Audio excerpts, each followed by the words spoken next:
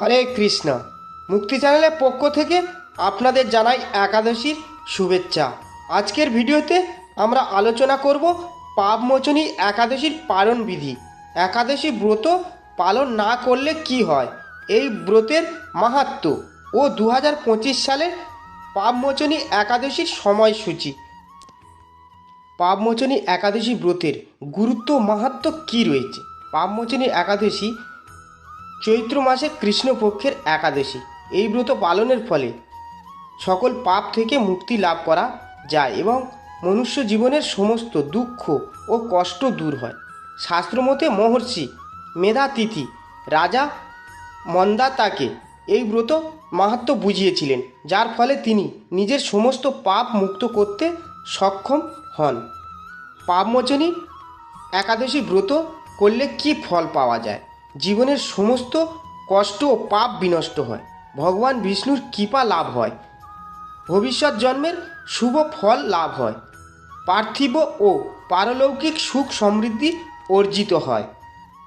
পাপমোচনী একাদশী শুরু হচ্ছে 25শে মার্চ রাত্রি 12টার আগে। আপনাকে খাওয়া দাওয়া সেরে ব্রাশ করে নিতে হবে এবং ব্রত শুরু হবে 12টার পর। পাপমোচনী একাদশী, এখানে আপনাকে সারাদিন উপোস থাকতে হবে। 26শে মার্চ বুধবার অর্থাৎ 27শে মার্চ বৃহস্পতিবার বাংলাদেশে পালনের সময় সকাল 5:55 থেকে 10টার মধ্যে। ভারত ও কলকাতার পালনের সময় সকাল 5:33 থেকে 9:39 মধ্যে। এই পাপমোচনী একাদশী ব্রতের পালন বিধি। একাদশীর উপবাস পালন করার পর দ্বাদশী তিথিতে সূর্যোদয়ের পর পালন করতে হয়।